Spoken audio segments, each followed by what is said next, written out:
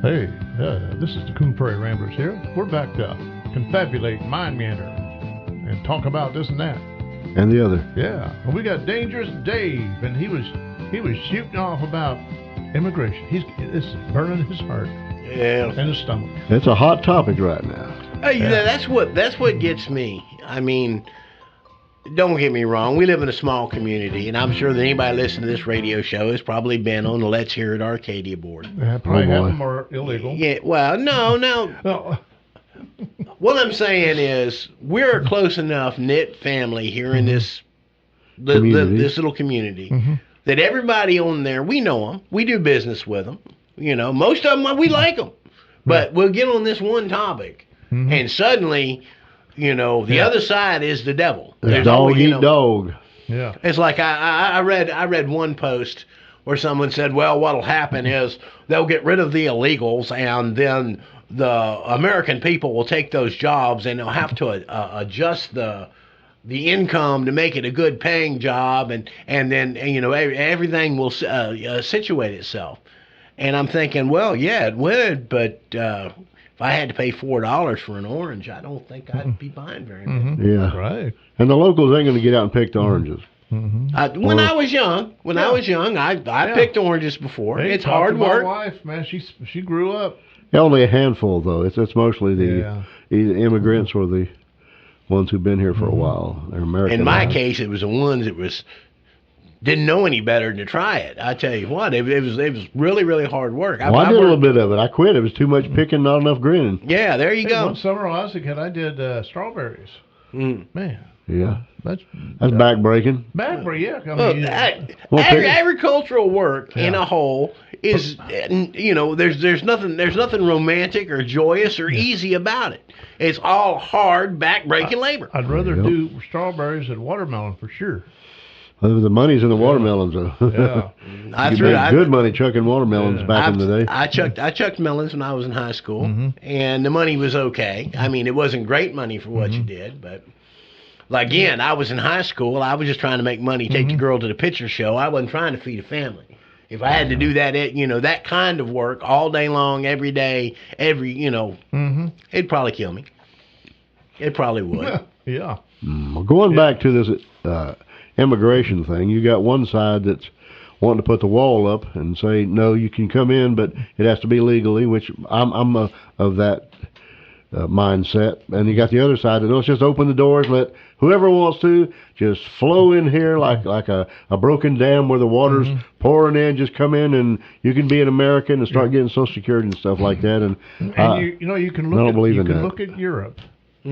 Germany did that. You can see what Germany's happening with Germany. Now Poland was the opposite. Poland said, we got a wall here. You ain't coming in. That's right, as it should be. But and a lot of these European countries are thinking, oh boy, that was a bad move. You should learn from their mistakes. Well, here in North America, they want to create a union just like they have in Europe. They want one currency for the whole union. Canada, United States, and Mexico. No. They want to call it the America. Now, to be able to do this, all three of the players, Canada, the United States, and Mexico, have to be on the same economic level for the money to work. You can't have a poor nation and a rich nation. Not going to happen. Well, they're never going to bring Mexico up to our standard. Nope. So I think that the plan behind it all is to break us all to where we're all. They will bring the American economy down. They'll bring the Canadian, and I don't even know what the Canadian economy is these days. I hope those people are doing good. I don't know. They're going to bring them down to where we're all on an even keel. Saul Alinsky and his 10 points of creating socialism. Exactly. We don't need that. We don't need that. But to put things into perspective, as far as people coming in here illegally or whatever.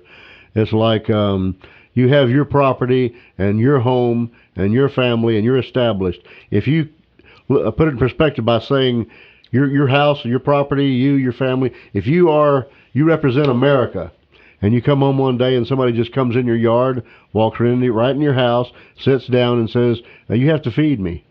Not only you have to feed me, you have to clothe me. You have to look out for me. You also have to pay me. I want money or whatever. I'm not a welcome guest here, but I want you to do that. Oh, by the way, I'm bringing my family in too. So now you have to take care of me. If people would see it like that, they might see it differently, but they don't. Yeah, right. Yeah, you see it that somebody else is going to pay for it. That's exactly right. We're the land of the free, but they think it's the land of the freebies. Yeah. That ain't what it is. You know, I've heard that it argued before that, and this is about illegals too. Is that so many of them they get taxed on the job, but they never get to claim a refund. Mm-hmm. And I'm thinking to myself, that's true. I mean, there's a lot of tax money there that goes to U.S., but you offset that with housing assistance and food stamps and, you know, education, a free education if they want to do it. And I don't begrudge anyone's child a better education. I wish that my children could get a better education out of this public school system, but you know, this idea, like Luke was saying, the land of the freebies, that's not what it's about, people. Yeah. People don't want to. I'm not sure about this public education thing anymore. No. I mean, they're kind of changing things. Well, they're indoctrinating them this day and age, especially by the time you get to college, they're brainwashing you. Yeah. Oh, yeah. And so many of them. Too many things have worked its way into the educational tell you where system. Switzerland is. Yeah. Well, that's because they don't have any money in the Swiss banks, because they're working at McDonald's. They got that college education. The kids today don't even know what happened during World War II. There you go. Yeah. Aren't you happy with Hillary being vice president? Oh, yeah. Oh, yeah. Yeah, they'll say yes all day long. I know that I saw a thing on the Facebook the other day. They were talking about President Trump was going to sell California back to Mexico for $4.50, something like that. I'd vote for that. So about it would stop a lot of the naysaying. It would be a bad deal because California's going to fall in the ocean, isn't it? We've been praying for that earthquake for a long time. It just hasn't got here yet. Either that or a tsunami is going to get them or something. Well, y'all know that Puerto Rico is on the verge of becoming a state. Yeah. We were very close, closer than we ever been before. And I say, let's make them the 50th state, and California said something about being its own country. Yeah. Let's go ahead and let them be their own country, and we'll give their star on the flag to Puerto Rico. Yeah. That makes sense. And then they would, if they were their own state, their own country, they would say, "Hey, put a couple military bases on our." No. You know, we need some protection from. Yeah, right. I said we wall them off too. There you go. Let the wall go around California, or whatever. I mean, you know, all the nations in the world, we've had a base. I mean, with the Vietnam War, we had. Yeah, we got a presence all over this world, Thailand, just about. and just in case, Japan, and just in all case, over the place. Yeah. Well, I feel bad for the decent people in California. There's a lot of good people there. Yeah, I have my cousin over there. Yeah, she's kind of. But you take look at it. Put the glove on the other hand. You take 100,000 Americans. Or 1 million Americans suddenly, I want to become a Mexican citizen.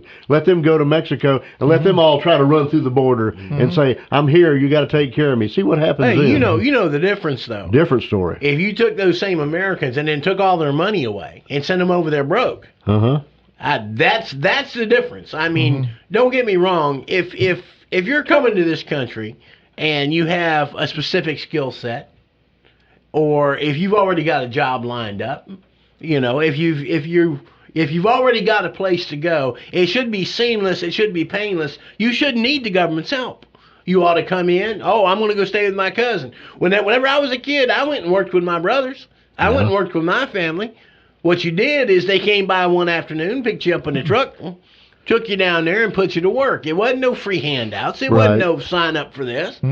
But regardless, Mexico ain't going to welcome a million people with open arms. You know, people are strange.